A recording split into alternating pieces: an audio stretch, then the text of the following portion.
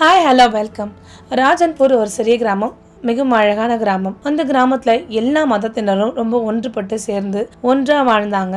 அந்த கிராமத்துல ஹமீத், சாரா ஒரு தம்பதியினர் வாழ்ந்துட்டு இருந்தாங்க. இந்த தம்பதியினர் பெரும் ஒரு ஏழை கூலி தொழிலாளி. ஹமீத் பாத்தீங்க அப்படின்னா மரம் நல்லா வெட்டுவான், நல்ல கடுமையான உழைப்பாளி ஹமீத். சாரா வீட்டுல இருந்து தையல் மிஷின்ல துணி தைச்சு கொடுத்துட்டு இருக்காங்க. இவங்க ரெண்டு பேரோட வாழ்க்கையும் ரொம்ப அன்போடு இணைந்து போயிட்டு இருக்கு. இவங்க ரெண்டு பேருக்குமே ஒரு நல்ல இணைப்பு இருக்கு. அந்த 10 வருடம் குழந்தை இல்லைன்னா கூட வருத்தப்பட்டு தான் இருக்காங்க. ஆனாலும் ஒருத்தருக்கு ஒருத்தர் யாரும் நீதான் காரணம், கணவனும் மனைவியும் நீதான் காரணம், எந்த ஒரு விஷயத்துமே அவங்க சண்டை வராது. எப்பவுமே இவங்க ஒற்றுமையாகவும் பாசத்தாலும் பிணைக்கப்பட்டிருக்காங்க. எப்பவுமே அன்பாவுமே இருப்பாங்க. எந்த ஒரு விஷயத்துலயுமே யாருக்காக எதுக்காகவும் கணவன் மனைவியும் மனைவி கணவனும் விட்டு தர மாட்டாங்க. இப்படி ஒரு அன்பாவே இருப்பாங்க. ஆனா சாராவன் நிறைய பெண்கள் கேலி செய்வாங்க.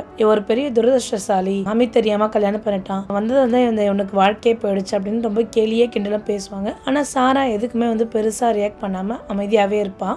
எல்லாத்துக்குமே ரொம்ப அமைதியாகவும் பொறுமையாவும் இருப்பான். கண்டிப்பா அந்த பொறுமை ஒரு நாள் பதில் சொல்லணும்னு ஒரு நம்பிக்கையோட இருப்பான். அப்ப ஹமீத் இதெல்லாம் கேட்கிறாரு. ஹமீதுக்கும் கேட்டு மிகவும் வருத்தம் இருக்கு. ஹமீத் தன்னோட வேலையை கரெக்டா செய்யறாரு. தினம் என்ன கடவுள்கிட்ட கேட்கிறாரு, எனக்கு நீங்க இவ்வளவு நாள் சோதிச்சீங்கன்னா ஏதாவது காரணம் இருக்கும், எனக்கு காரணம் இருக்கும் தெரியும், ஆனா எங்களுக்கு சீக்கிரமாவே குழந்தை அருளை கொடுங்கன்னு சொல்லிட்டு மனமுருக வேண்டி கேட்டுக்கிறாரு கடவுள் கிட்ட. தினமும் வென்றாரு.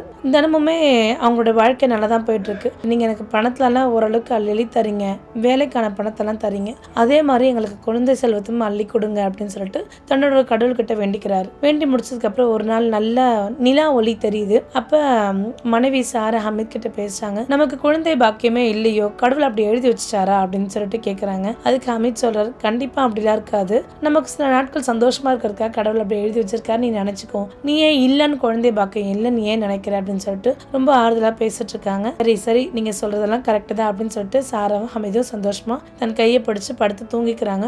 நைட்டு தூங்கும் போது என்ன ஆகுது, சாராவுக்கு திடீர்னு காய்ச்சல் வந்துடுது. காய்ச்சல் ரொம்ப அதிகமாகவே இருக்கு. அவர் என்ன பண்றாரு, பக்கத்துல உள்ள அரசு மருத்துவமனைக்கு கூட்டிட்டு போறாரு. அங்க உள்ள பாத்தீங்க அப்படின்னா டாக்டர்ஸ் எல்லாமே இந்துக்களா இருக்காங்க. அவருக்கு ஒரே சந்தோஷம், ஏன்னா அவங்க எல்லா மதத்தினரும் ஒரே மாதிரி ஒன்றிணைந்ததா இருப்பாங்க அந்த கிராமத்துல. அவருக்கு ஒரு சந்தோஷம். நல்லபடியா பாக்குறாங்க. பார்த்துட்டு காய்ச்சல் ரொம்ப அதிகமா இருக்குன்னு சொல்லிட்டு சில டெஸ்ட் எல்லாம் பரிந்துரை பண்றாங்க. சில டெஸ்ட் எல்லாம் எடுத்ததுக்கு அப்புறம் பாக்குறாங்க. பார்த்ததுக்கு அப்புறம் சொல்றாங்க, டெஸ்ட் ரிப்போர்ட் எல்லாம் பார்த்ததுக்கு அப்புறம் உங்க மனைவி கருவுற்று இருக்காங்க அப்படின்னு சொல்றாங்க. ஹமீதுக்கு ஒரே சந்தோஷம் தாங்கல, கண்ணுல இருந்து தண்ணீர் வந்துட்டு இருக்கு. ஏன்னா நம்ம கடவுள் கிட்ட இவ்வளவு நாள் கேட்ட விஷயம் இன்னைக்கு கடவுள் கொடுத்துட்டாருன்னு அவ்வளவு ஒரு சந்தோஷம், தாங்கிக்க முடியாத அளவுக்கு சந்தோஷம். கொஞ்ச நேரம் படுத்துட்டு இருந்தாங்க சாரா. எனக்கு ஜுரம் சரியாயிடுச்சு, நம்ம வீட்டுக்கு போலாமா அப்படின்னு ஹமீதை பார்த்து கேட்குறாங்க. அதுக்கு ஹமீது ஒரு நல்ல விஷயம் சாரா அப்படின்னு. என்னங்க என்ன விஷயம் அப்படின்னா, நீ கரு விட்டுருக்கணுன்னே சாராவுக்கு ஒரே அளவு கடந்த சந்தோஷம். ஏன்னா 10 வருடம் குழந்தை இல்லாம இப்போ அவங்களுக்கு குழந்தை இருக்கணுன்னே அதை தாங்கிக்கவே முடியல சாராவுக்கு. அந்த சந்தோஷம் ஒரு இணை புரியாத சந்தோஷமா இருக்கு கணவன் மனைவி 2 பேருக்குமே. அப்ப அவங்க பக்கத்துல இருக்க எல்லாருக்கிட்டையுமே இந்த நற்செய்தியை சொல்லிக்கிறாங்க. அந்த கேவலமா பேசுறவங்க எல்லாருமே சொல்றாங்க, கடவுள் உங்க எல்லாருமே மன்னிக்கணும்னு நான் பிரார்த்தனை பண்ணிக்கிறேன் அப்படின்றாங்க. அப்ப அதுல சில பெண்கள் என்ன சொல்றாங்க, இந்த குழந்தை இருக்குமோ இல்லையான்னு முதல்ல பார்க்கலாம், நீ போடி அப்படின்னு சொல்லிட்டு சொல்றாங்க. அவங்க அதை பத்தி பெருசா நினைச்சுக்காம கடவுள் இருக்காருன்னு சொல்லிட்டு நல்லபடியே பாத்துக்கிறாங்க. இப்படியே மாதங்கள் கிடக்குது. 9 மாதங்கள் அடைஞ்சிட்டாங்க. சாரா இந்துக்கள் கோயிலுக்கு போய் சாமி கும்பிட்டுட்டு வரும்போது ஒரு வயதான பெண்மணியை பாக்குறாங்க. அவங்கள பார்த்ததும் சாராவுக்கு ஒரு நல்ல நம்பிக்கை, நம்ம கடவுளே அந்த வயதான பெண்மணி சாராவை நல்லபடியா நீ பெற்றெடுப்ப குழந்தை அப்படின்னு ஆசீர்வாதம் பண்றாங்க. ஆசீர்வாதம் பண்ண உடனே சாராக்கு ஒரே சந்தோஷமா இருக்கு. ஒரு கடவுளே நமக்கு ஆசீர்வாதம் பண்ணிருக்காங்கன்னு ரொம்ப சந்தோஷப்படுறாங்க சாரா. இப்படியே நாட்கள் கடந்து போது 9 மாதங்கள் ஆயிடுது. ஆனா ஹமீத் என்ன பண்றான், தன்னுடைய மனைவியோட பிரசவத்துக்கான கூலி வேலை செஞ்சு வர பணத்தை அவனால முடிஞ்ச அளவுக்கு மிச்சப்படுத்தி வைக்கிறான் தன்னோட மனைவி பிரசவத்தை பாக்குறதுக்கு. அது மட்டும் இல்லாம கூட உள்ள நண்பர்கள்ட்டையும் கொஞ்சம் பணம் வாங்கி வச்சுக்கிறான். ஏன்னா அவசர தேவைன்னா திடீர்னு போய் கேட்டா யாரும் தரமாட்டாங்கன்றதுக்காக. திடீர்னு ஒரு நாள் பிரசவ வலி வருது. நல்லபடியா சாரா ஒரு ரிக்ஷா வண்டியில கூப்பிட்டுட்டு ஒரு ஹாஸ்பிட்டல கொண்டு போய் அட்மிட் பண்றாரு. அப்ப டாக்டர் சொல்றாங்க, கொடி சுத்தி இருக்கு, நம்ம நார்மல் டெலிவரி பண்ண முடியாது, அதனால சிசேரியன் தான் பண்ணணும்னு சொல்லிட்டு ஹமீத் கிட்ட சொல்றாங்க. ஹமீத் ஒரே வேதனைப்படுறான், வருத்தப்படுறான். அப்ப டாக்டர்கிட்ட சொல்றான், எனக்கு மனைவியும் குழந்தையும் நல்லபடியா பிறக்கணும், நீங்க எதுவா இருந்தாலும் செய்யுங்கன்னு சொல்றான். அப்போ தன்னுடைய ஜபமாலையை வச்சுட்டு என்ன பண்றான், கடவுள் கிட்ட பிரார்த்தனை பண்றான், கடவுளே எனக்கு என் குழந்தையும் மனைவியும் நல்ல நிலைமையில இருக்கணும், எந்த ஒரு இதுவும் இல்லாம நல்லபடியா, எந்த ஒரு சிக்கல் இல்லாம நல்லபடியா பிறக்கணும் குழந்தை, மனைவியும் நல்லபடியா இருக்கணும் அப்படின்னு சொல்லிட்டு வேண்டிக்கிட்டே இருக்காரு. நர்ஸ் அப்படி வராங்க போறாங்க. கிட்டத்தட்ட 2 மணி நேரம் ஆச்சு. 2 மணி நேரம் கழிச்சு நர்ஸ் வெளியே வராங்க. என்னங்க என்ன ஆச்சு, அப்படின்னு ஹமீத் கேட்குற நர்ஸை பார்த்து, இல்லை நீங்கள் வாங்க, அமைதியாக வாங்க அப்படின்னு சொல்லிட்டு உள்ளே கூப்பிடுறாங்க. அமைதியாக வந்தேன்னா அந்த குழந்தை வந்து சில ஒரு மந்திரம் மாதிரி சொல்லுது. ஆனால் அதை பார்த்தோன்னே எல்லாருக்குமே அந்த ஹாஸ்பிட்டலில் உள்ள டாக்டர்ஸாக இருக்கட்டும், நர்ஸாக இருக்கட்டும், எல்லாருக்குமே ஒரே ஆச்சரியம். எல்லா மதத்திலும் கலந்து தான் இருக்காங்க அந்த ஹாஸ்பிட்டலில். எல்லாருக்குமே ஒரு பேர் அதிர்ச்சியாக இருக்குது.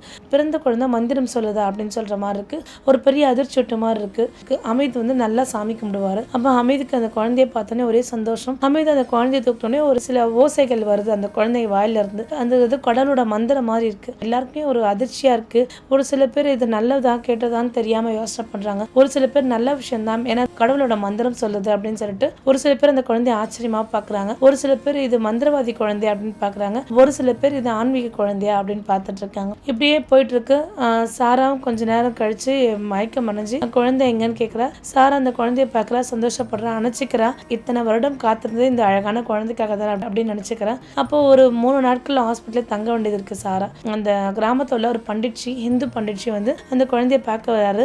அந்த குழந்தைய தூக்குறாரு. அந்த குழந்தைய ஒரு வாய் ஓசையில ஒரு சில மந்திரங்கள் சொன்னே, உனக்கு கடவுளால் ஆசீர்வதிக்கப்பட்ட குழந்தை பிறந்திருக்குன்னு சொல்லிட்டு இது சாராவையும் ஹமீதையும் அந்த பண்டிட்ஜி வாழ்த்து தெரிவிச்சுட்டு போறாரு. இப்படி என்ன ஆகுதுன்னா, ஒரு 10 நாள் கழிச்சு சாரா டிஸ்சார்ஜ் ஆகி வீட்டுக்கு வரா. வீட்டுக்கு வந்தோடனே ஊரெங்கும் இந்த மாதிரி இந்த குழந்தை ஓசை ஒலிக்குது, இது கடவுளோட ஞானத்தால் பிறந்த குழந்தை, இது கடவுளோட ஞானம் அதிகமா இருக்கு, கடவுளோட ஆசீர்வாதப்பட்டிருக்காங்கன்னு சொல்லிட்டு சொல்றாங்க. அந்த ஊர் மக்கள் எல்லாருமே வந்து அந்த குழந்தை ரொம்ப அதிர்ச்சியாகவும் ஆசையாகவும் வந்து பார்த்துட்டு போறாங்க. அப்ப அந்த ஊர்ல ஒரு ஜெயந்த்னு ஒருத்தர் இருக்காரு.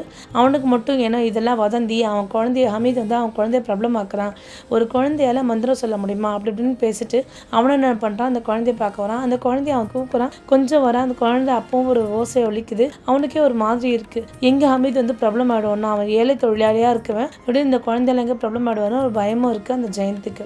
அப்ப என்ன பண்றான், இப்படியே நாட்கள் போது எல்லாரும் அந்த குழந்தைய ஒரு அதிசயமாகவும் கடவுள் குழந்தையாகவும் பார்க்க ஆரம்பிச்சிட்டாங்க. அப்ப ஹமீத் என்ன பண்றான், தன்னுடைய குழந்தைய ஒரு நாள் மசூதிக்கு கூட்டிட்டு போறான். அப்ப மசூதியில் உள்ள பாபாஜி அந்த குழந்தைய தூக்குறாரு. தூக்கும் போது அது சில தன்னோட வாய் குளறலால ஒரு சில மந்திரத்தை ஒழிச்சதுனே அவருக்கு ஒரே சந்தோஷமா இருக்கு. அல்லாஹ்வால நீ ஆசீர்வாதப்பட்டிருக்க, இப்படி ஒரு குழந்தை பிறக்கிறதுக்குன்னு ஒரே சந்தோஷப்படுறாங்க. இந்த குழந்தை இப்படி பிறந்ததால என்ன பண்றாங்க, மசூதி சார்பா அந்த ஊர் மக்கள் எல்லாருக்குமே சாப்பாடு போடுறாங்க. ஒரு சைடுல ஆட்டிறைச்சி பண்ண சாப்பாடும், ஒரு சைடுல காய்கறி சாப்பாடும் எல்லாருக்குமே சாப்பாடு போடுறாங்க. இப்படி சாப்பாடு போடும்போது என்ன பண்றாங்க, ஊர் மக்கள் எல்லாருமே வர சொல்றாங்க. இந்து முஸ்லீம் எல்லாருமே ஒன்னா சேர்ந்து இந்த விஷயத்தை நடத்துறாங்க. எல்லாம் நல்லபடியா போயிட்டே இருக்கு. அந்த குழந்தைக்கு ஒரு வயசு ஆகுது. அப்ப அந்த குழந்தைய சாராவுக்கு ஹாஸ்பிட்டல் பில் வந்து ஆகாஷ் சர்மான்னு ஒருத்தர் கட்டியிருப்பாரு. ஹமீது வந்து சாராவோட ஹாஸ்பிட்டல் பில் கட்ட போகும்போது அப்ப அவங்க வந்து சொன்னாங்க, சார் பில் ஏற்கனவே கட்டப்பட்டிருக்கு, எப்படிங்க அப்படின்னு சொல்லிட்டு ஹமீத் கேட்கிறாரு. ஆகாஷ் சர்மான்னு ஒருத்தர் வந்து கட்டிட்டு போறாரு அப்படின்னு. அப்ப ஹமீத் சொல்லுவான், கடவுள் கருணை தான் அப்படின்னு சொல்லிட்டு சொல்லுவாரு. அப்ப மறுபடியும் அந்த ஆகாஷ் சர்மா அந்த குழந்தைய பார்க்கறதுக்காக வராரு. வரும்போது அவர் சொல்றாரு, நான் இந்த குழந்தைக்காக உதவி பண்ணேன், என்னுடைய தொழில் ரொம்ப சிறப்பா இருக்கு, நான் சாதாரண ஒரு தொழில் மட்டும்தான் பண்ணிட்டு இருந்தேன், ஆனா இப்ப ஒரு பெரிய தொழிற்சாலையை ஆரம்பிச்சிட்டேன், இந்த குழந்தையின் கருணையால தான் நான் எல்லாமே செஞ்சேன் அப்படின்னு சொல்லிட்டு ஆச்சரியமாவும் அதிசயமா வந்து குழந்தைய பார்த்துட்டு போறாங்க. குழந்தைக்கு இப்படியே வயசு ஆயிட்டே போயிட்டு இருக்கு. அப்ப ஜெயந்த் என்ன நினைக்கிறான், இந்த ஹமீதோட குழந்தை ரொம்ப பெருசா இருக்கு, அப்ப ஹமீதோட குடும்பத்தை ஏதாவது பிரச்சனை பண்ணணும்னு சொல்லிட்டு 4 ஆட்களை ரெடி பண்ணி என்ன பண்றான், ஹமீதோட வீட்டுக்கு சண்டை போடுற மாதிரி அனுப்பி விடுறான். அந்த 4 பேருமே அந்த ஹமீது வீட்டுக்கு போறாங்க. ஹமீதோட குழந்தை ஹசீம் வாலிந்து என்ன ஆகுது, ஒரு ஒலி ஓசை வந்து அந்த குழந்தை ஒரு நல்ல மந்திரத்தோட வந்து வரத உடனே அந்த வீட்டுல சண்டை போட போனவங்க எல்லாருமே அமைதியா இருக்காங்க. நல்லபடியா அந்த ஓசையை கேட்டு நின்றுடுறாங்க. இது எப்படி சாத்தியமாகும்னு அப்படியே பார்த்துட்டே இருக்காங்க. இப்படியே ஹசீமுக்கு 3 வயசு ஆகுது. நல்லபடியா வளர்த்துட்டு இருக்காங்க. ஹசீமை எல்லாருமே வந்து பார்த்துட்டு போறாங்க. ஹசீமை ஒரு தெய்வ குழந்தையாவே நினைக்கிறாங்க. எந்த ஒரு நல்ல விஷயம் பண்றதுக்கு முன்னே ஹசீமை பார்த்துட்டு எல்லாருமே போறாங்க. ஹசீமுக்கு இப்படியே ஒரு 3 வயசு கிட்ட ஆகுது. ஹசீம் என்ன பண்றாரு, ஹமீது வந்து ஒரு இந்து பண்டிகை நடக்குது, அந்த இடத்துல மார்க்கெட் கூட்டிட்டு போற. அந்த மார்க்கெட்ல பாத்தீங்கன்னா கூட்டம் ரொம்ப அதிகமாக இருக்கும். இந்து சாமியோட சிலைகள் மற்றும் பூக்கள், தின்பண்டங்கள் எல்லாமே விற்பாங்க அப்படின்னு சொல்லிட்டு ஹமீத் சொல்றாரு. சாரா சொல்றா, வேண்டாம், அந்த மார்க்கெட் ரொம்ப கூட்டமா இருக்கும், குழந்தைய கூட்டிட்டு போக வேண்டாம் அப்படின்றாங்க. ஜெயந்துக்கு வந்து ஹமீதை புகழ்ந்து பேசுறது பிடிக்காம என்ன பண்றான், அங்க ஒரு பிரச்சனை பண்ணலாம் அப்படின்னு சொல்லிட்டு பாக்குறான். அப்ப ஒரு 4 ஆட்கள் ரெடி பண்ணி பிரச்சனை பண்றான். பிரச்சனை பண்ணும்போது என்ன பண்றாரு, அங்க ஆகாஷ் சர்மா வராரு. ஜெயந்த் வந்து ஹமீதை அடிக்க போறாரு. ஹமீதை அடிக்க போகும்போது ஆகாஷ் சர்மா தடுத்து ஜெயந்த் அடிச்சிடுறாரு. அப்ப அந்த குழந்தைய வாயில இருந்து ஒரு ஒலி ஓசை எழுப்பப்படுது. எல்லாருமே அமைதியாடுறாங்க. ஏதோ இந்த குழந்தைக்கு உண்மையாக ஒரு சக்தி இருக்குன்னு நினைச்சிட்டு ஜெயந்த் தன்னோட தப்பை உணர்ந்து என்ன பண்றான், ஹமீத் கிட்ட மன்னிப்பு கேட்டுடுறான். ஹமீத் கிட்ட மன்னிப்பு கேட்டு எல்லாருமே ஒன்னா சேர்ந்து இருக்கலாம் அப்படின்னு சொல்றான். சரிங்க அப்படின்னு ஹமீது ஒத்துக்கிறாரு. அன்று இரவு என்ன ஆச்சுன்னா, ஹசீமுக்கு காய்ச்சல் ரொம்ப அதிகமா இருக்கு. அடுத்த நாள் ஹாஸ்பிட்டல் போய் ஹசீம் அட்மிட் பண்றாங்க. ஹசீம் ஐசியூல வச்சிருக்காங்க. ரொம்ப ட்ரீட்மெண்ட் தொடர்ந்து பார்த்துட்டே இருக்காங்க. சாராவும் ஹமீதும் என்ன பண்றாங்க, கடவுளை கைக்குப்பி வேண்டிட்டே இருக்காங்க, என் குழந்தை ஹசீம் சரியாயிடணும், சீக்கிரமா நல்லபடியா வந்துடணும் வேண்டிட்டே இருக்காங்க. அப்ப திடீர்னு நர்ஸ் வராங்க. ஒரு கண்ணீர் கலந்த போல வராங்க. என்னங்க, என் குழந்தை எப்படி இருக்கா அப்படின்னு சொல்லிட்டு கேட்கறாங்க. அப்ப குழந்தை கொஞ்சம் சீரியஸாக தான் இருக்குன்னு சொல்லிட்டு போகிறாங்க. ஊர் மக்கள் எல்லாருமே வந்துட்டாங்க அசீமை பார்க்கறதுக்கு. அசீமுக்கு ஐசியூல இருக்கோன்னே யாருமே பார்க்காம இருக்காங்க. மறுபடியும் வந்து ஹமீத் கிட்ட பேசுவாங்க, எப்படி இருக்கான் என் பையன் அசீம் சொல்லிட்டு மறுபடியும் கேட்குறாரு. இல்லை உங்கள் குழந்தை இறந்துட்டான்னு சொல்லும் போது ஹமீதால தாங்கிக்கவே முடியாது. வெறும் பேரதிர்ச்சியாக இருக்கு. ஹமீத் அழறா, சாரா மயங்கி நிலைக்கு போயிட்டா. ரொம்ப வருத்தப்படுறாங்க. அசீமை வந்து கொண்டு வராங்க. கொண்டு வந்து மசூதியில் வச்சு ப்ரேயர் பண்ணுறாங்க. அந்த ப்ரேயரில் பார்த்தீங்கன்னா இந்து, முஸ்லீம்ஸ், கிறிஸ்டின்ஸ் எல்லாருமே வந்து சேர்ந்துக்கிறாங்க அந்த குழந்தைய பார்க்கறதுக்காக. அந்த குழந்தை வந்ததுக்கப்புறம் கிராமத்தில் ஒரே சந்தோஷம் நிலவுச்சு. அந்த குழந்தை வந்ததுக்கப்புறம் கிராமத்தில் எந்த ஒரு பிரச்சனையும் இல்லாமல் நல்லது மட்டுமே நடந்துட்டு இருந்தது. அந்த குழந்தைய கடவுள் குழந்தையாவே எல்லாருமே கருத ஆரம்பிச்சாங்க. அப்புறம் என்ன பண்ணாங்க, ரொம்ப வருத்தப்பட்டுட்டு இருந்தாங்க. சாராவெல்லாம் ரொம்ப உடம்பு முடியாமல் இருந்தது. இப்படியே நாட்கள் போயிட்டே இருந்தது.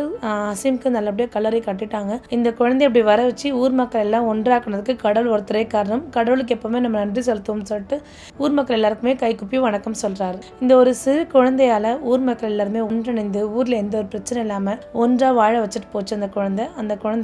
அந்த குழந்தைக்கு ஊர் மக்கள் எல்லாருமே நன்றி செலுத்திட்டு தான் இருக்காங்க. அந்த குழந்தையால தான் இன்னி வரைக்குமே ஊர்ல எந்த ஒரு பிரச்சனையும் வராமல் நல்லபடியாகவும் இருக்கு. ஒற்றுமையா வாழணுன்ற ஒரு விஷயம் ஒரு சிறு குழந்தை அந்த கிராமத்துக்கே சொல்லி கொடுத்துருக்கு. மீண்டும் ஒரு நல்ல வீடியோவில் சந்திக்கிறேன். நன்றி, வணக்கம்.